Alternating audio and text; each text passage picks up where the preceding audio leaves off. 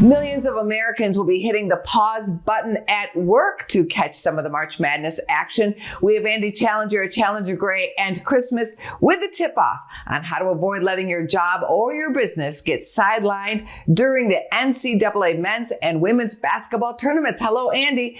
How much productivity in America will be lost this year? This year, we're estimating that March Madness could cost employers $9.6 billion in lost wages paid to employees that are doing something other than their work during the 2-week tournament, whether they're filling out brackets or organizing office pools or actually live streaming and watching the games during working hours. We know that many working Americans are going to be participating in the tournament this year. It's such a huge American phenomenon, and it's a really difficult problem for employers to try to prevent. For employees, it's always tempting to check your phone, but losing your job is not worth it. And of course, working remotely, the temptation is now even higher. A few years ago, it was all the rage for employees to have a button on their desktop that would swipe the games away and pull up an Excel file so they looked like they were working at the office while they were actually watching games.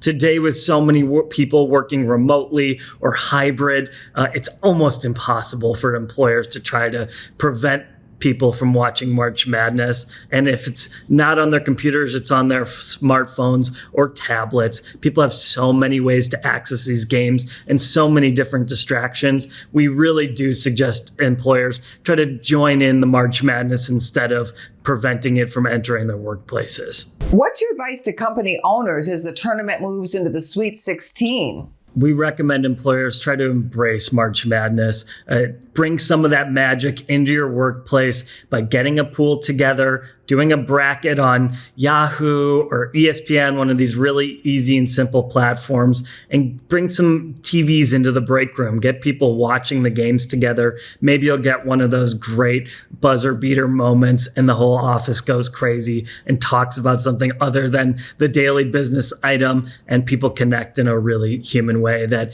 is harder and harder to find today in corporate America. What is Challenger Grand Christmas doing this year? You always have something fun planned.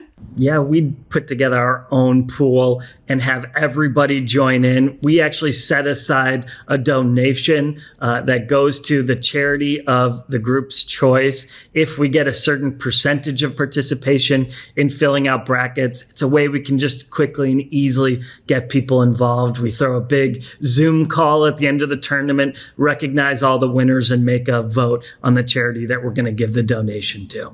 Sadly, it was a short season for my Spartans, but there's always next year. Thank you, Andy. Thanks for having me on. Go to businessfirstam.com for where to see our show on TV.